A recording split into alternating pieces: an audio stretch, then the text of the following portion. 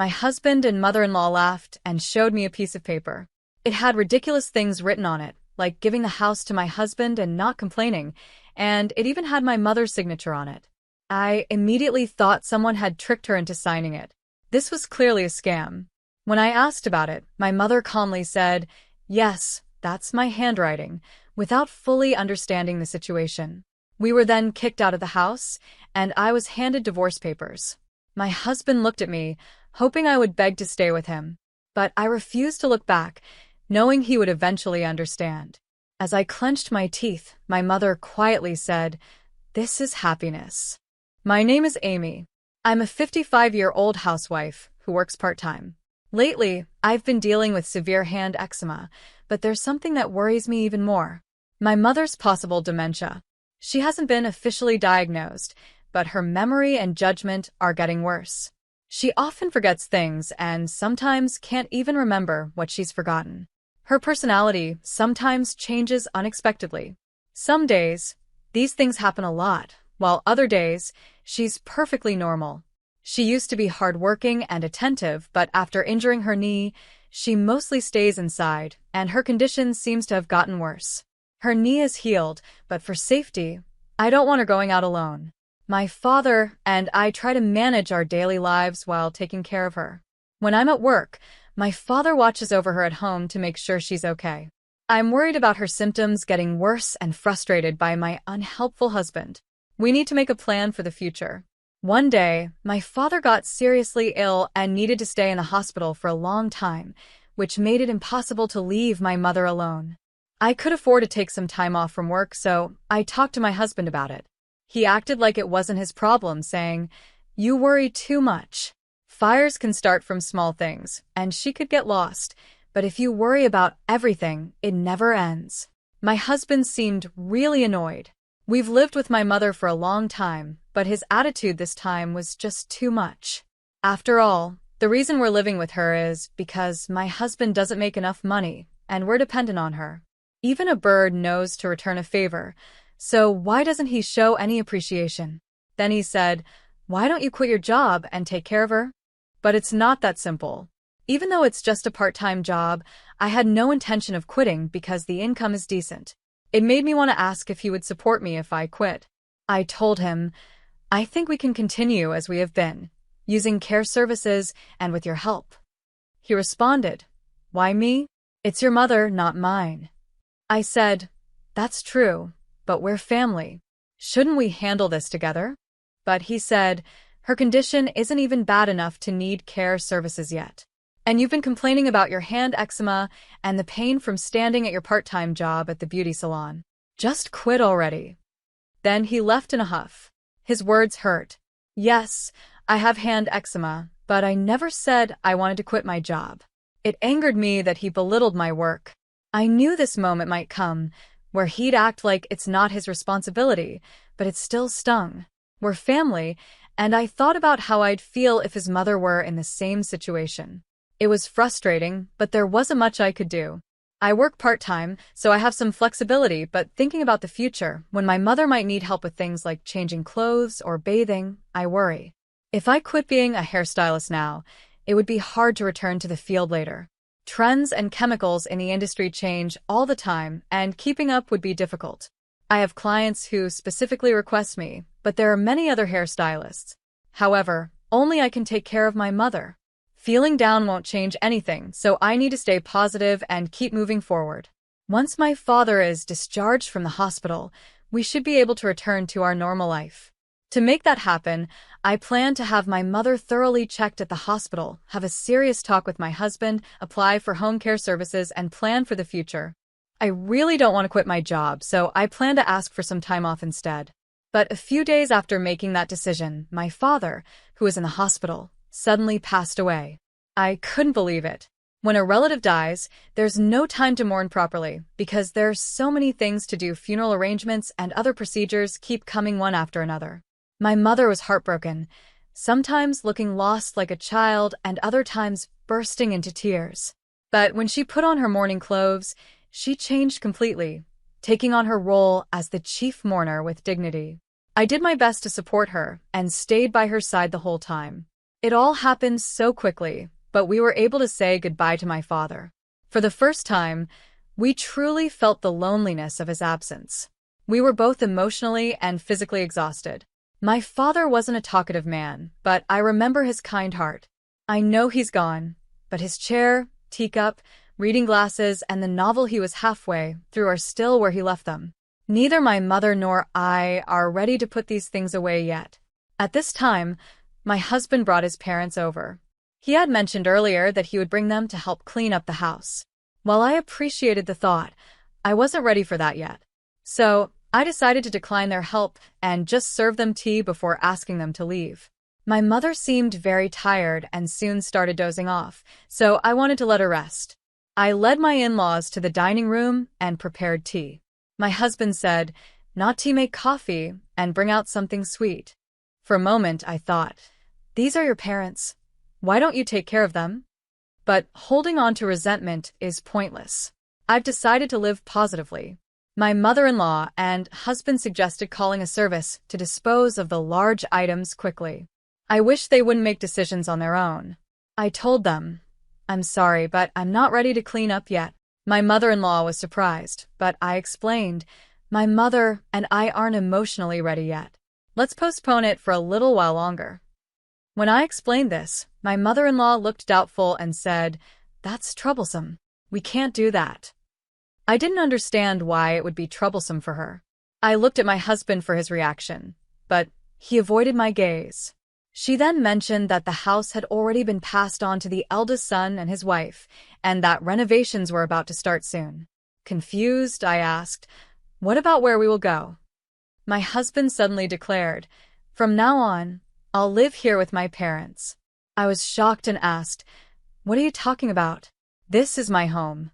My husband wouldn't look me in the eyes. My mother-in-law then chimed in as if it were obvious. "Amy, didn't you know? I did tell you, but you probably forgot because you were busy with the funeral." My husband added calmly, "Everything has already been decided." I was in disbelief. There's no way I would miss such important information, no matter how busy I was.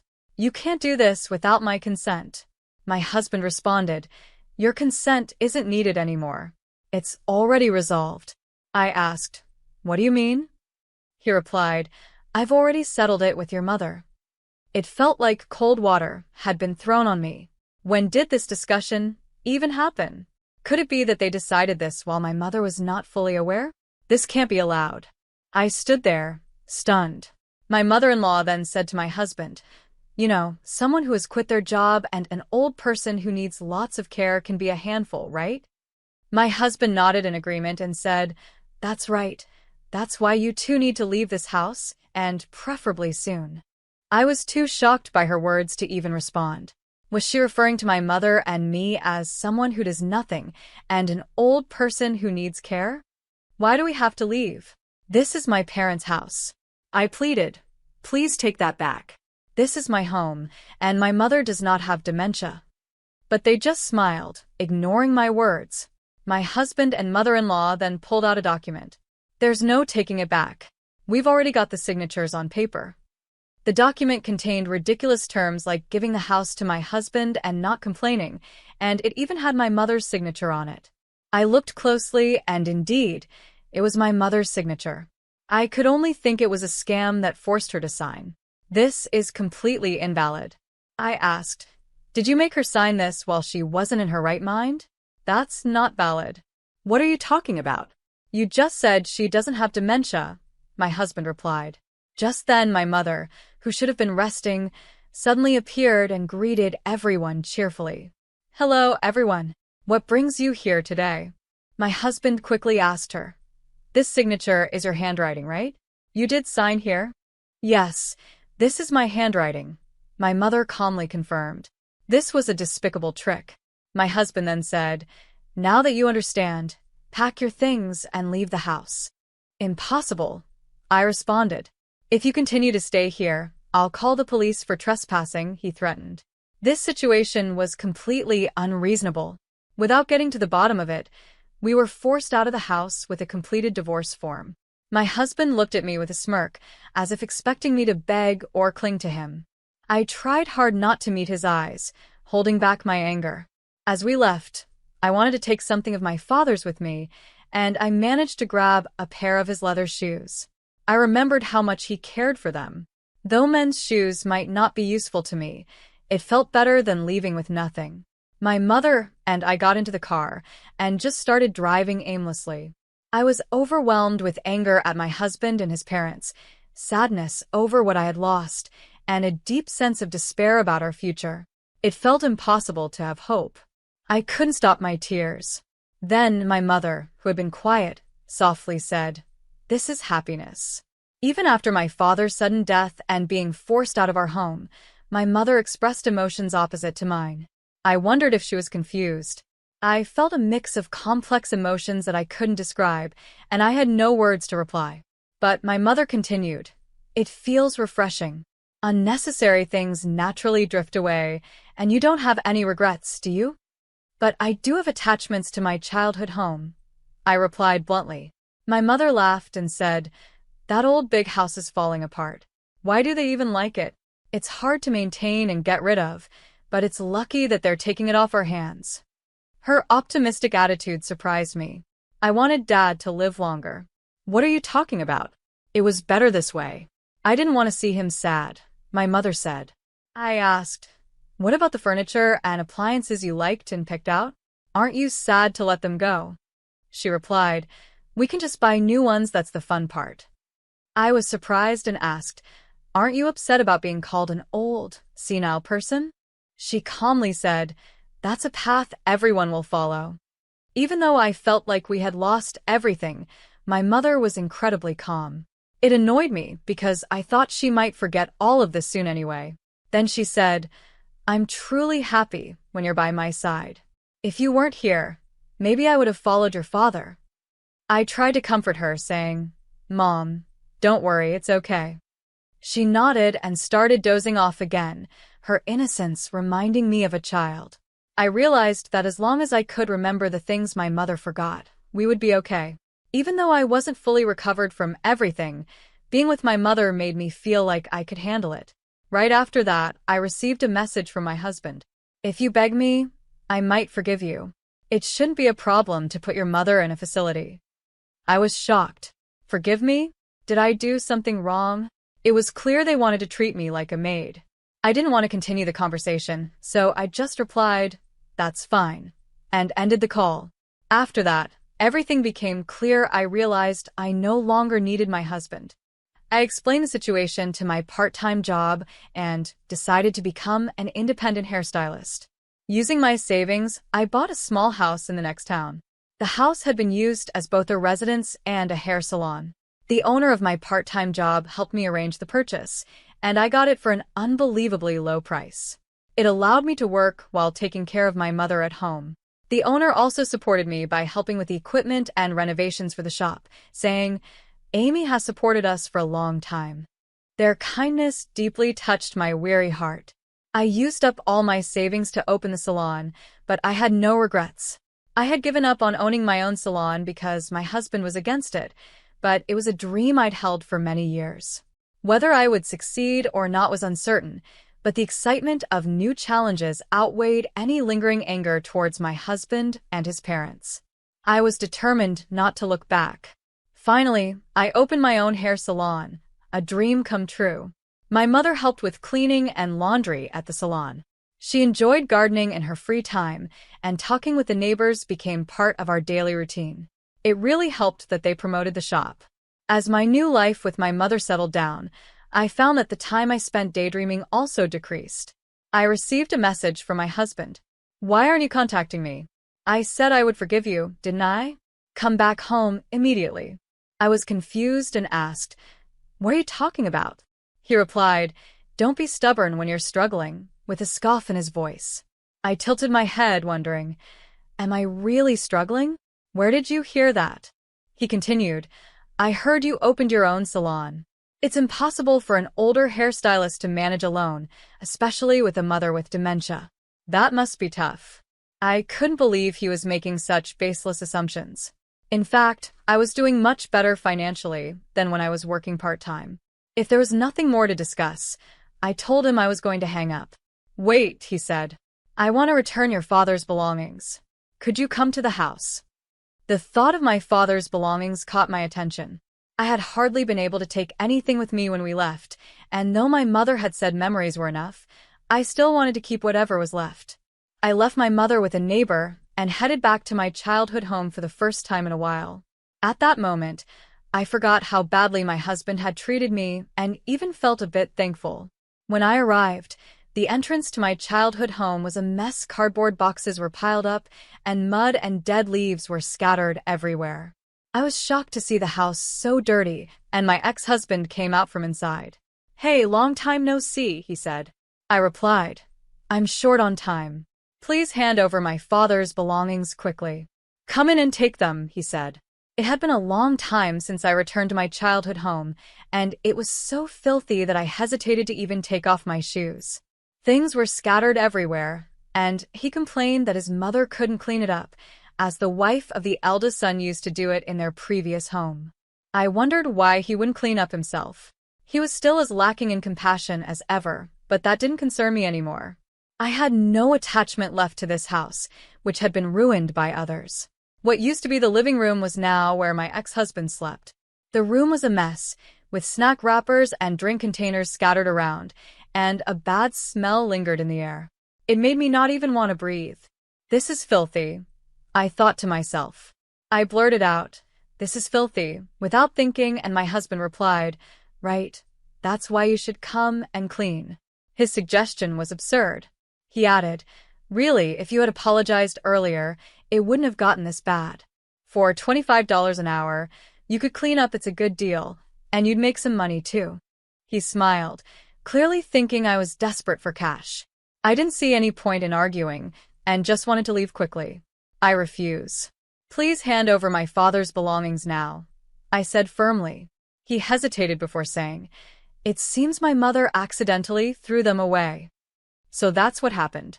While I wasn't entirely surprised, it was still disappointing. But this made my decision clear. I had nothing more to expect from this house or my husband. As I was about to leave, he blocked my way. "How annoying. Please move." "Wait, don't be mad. It's okay for you to come back, just you," he said. "Really? You're such a bother. You should have just complied. Listen, this is your last chance." "I don't understand. What are you dissatisfied with? If you need a maid, you should hire someone else." "Hey, don't get ahead of yourself. What can a part-time worker do?" he sneered. I felt insulted. It was ridiculous. Had he forgotten that I worked part-time because he didn't want me earning more? I had supported him so he could focus on his career, but now I was fed up with being looked down upon. "You're in the way," I said. "What?" I said, "You're in the way. You can't do anything with your meager salary." "What?" "Ask your beloved mother to clean." Stunned, my husband watched as I left the house. I felt lighter as I saw how much things had changed. I no longer felt any attachment to the house. Though I was disappointed that nothing was left of my father's belongings, it was better than being held captive by memories. The look of surprise on my husband's face was something to see. Now, I needed to get home quickly. My mother was waiting for me. Later, I received a job offer from the owner of the beauty salon where I used to work. It was for a mobile beauty service, providing home visits to clients who needed care and couldn't make it to the salon. I registered with the local government and began visiting homes upon request from the community. Sometimes, I also worked at care facilities. There are hairstylists who specialize in the service, and I was glad to join them. I also had regular customers at my own salon, so taking on this new job once a week seemed doable. However, I had my mother to consider. She couldn't be left alone. While she had been doing well lately, she didn't like going out much. One day, as I was thinking it over, my mother said, "Why not? I'll come with you and help out." At first, I thought of an assistant as someone training to be a hairstylist, but her idea was eye-opening. We could go out together. The doctor had said that staying active and engaging with others was important for preventing dementia. Instead of just worrying, I realized it was important to try new things, so I decided to take on the job a few times a week. When we visited clients, my mother helped with tidying up and chatting with them, acting as a great assistant. She was active and attentive, just like she used to be. No more absent-mindedness. Then one day, my husband showed up at the salon. "What did you come for?" I asked, feeling tense. It was inevitable that the location of my shop would become known, but I wondered if he was here to cause trouble. When would he stop being a nuisance? I positioned myself in front of my mother, ready to call the police if needed. He asked, "Could you give me a shampoo and cut?" "Don't fool around. What do you want?" I replied. He sighed and said, "I received an eviction notice from the real estate agent." "What?" "You sold that land and house, didn't you?" I asked, confused. "I didn't do anything like that. They thought it was an abandoned house and sent a cleaning crew." This is no joke. I suddenly realized what had happened. It was my mother's doing. She had either let go of the family home or completed the ownership change she mentioned before. But wait, the only thing my mother signed was that suspicious contract. Did he really think homemade documents could settle everything? I was shocked by his incompetence. "Give it back." "That's my house," he demanded. "It seems the demolition has already started." "I don't know anything about that," I replied calmly. "Are you going to kick my elderly parents out of their home?" he asked. "After you took my mother's house?" "I don't care," I said firmly. "Then I'll make this house my own." Owning a salon and having a maid, isn't that perfect? He arrogantly opened the door to the house attached to the shop. "Don't enter without permission," I warned him. I was about to call the police when my husband suddenly calmed down. He noticed my father's leather shoes by the entrance and asked with a trembling voice, "What's this? Is there someone new already?" That morning, I had taken the shoes out of the box and decided to polish them. He probably didn't realize they belonged to my father. Given that this was the same husband who didn't notice when I cut my hair by 8 inches, it wasn't surprising he didn't remember whose shoes they were. "Are you cheating on me, even though I'm still here?" he demanded, turning red with anger. "Huh? We've been separated for a while." "Who are you talking about?" I replied, amused by his reaction. "I can't forgive this," he shouted. "Can't forgive what?" I thought to myself. What is he thinking? I couldn't help but smirk. Maybe it wouldn't be so bad to give him a little scare. "Are you ready to face what's coming?" I asked, staring intently at his face. "You should know that those expensive shoes suggest that half-heartedness will lead to painful consequences." He started sweating, his eyes darting around in panic. I couldn't believe how easily rattled my prideful husband was. "You're awfully quiet. What's wrong? Should I call him now?" I teased. "Call who? Is someone here?" he stammered. "Hey darling, can you come here, please?" I called out casually. Without another word, my husband bolted out the door like a whirlwind. My mother covered her face, trying to suppress her laughter. "Look how fast he can run away," she said, and we both started laughing together. The tension melted away, and I felt a sense of relief. "I wonder who you called," my mother said, still giggling. "Your acting was marvelous." I joined in her laughter. I doubted my husband would ever come back. "Thank you, Dad, for your help," I thought, looking at the shoes. It turned out that it was my mother who had arranged for our former house to be sold. I asked, "You wouldn't really go through with changing the ownership, would you? Did you know everything?" "Of course," she replied, without hesitation. Signing that document couldn't possibly have any effect. That was the plan from the start. I just thought it might be difficult if they knew about the dementia, so I was just watching how things would go. I was surprised that she was aware of her cognitive impairment. But then she added, "Lately, my mind has become clearer, as if the fog has lifted. I think I'm getting better.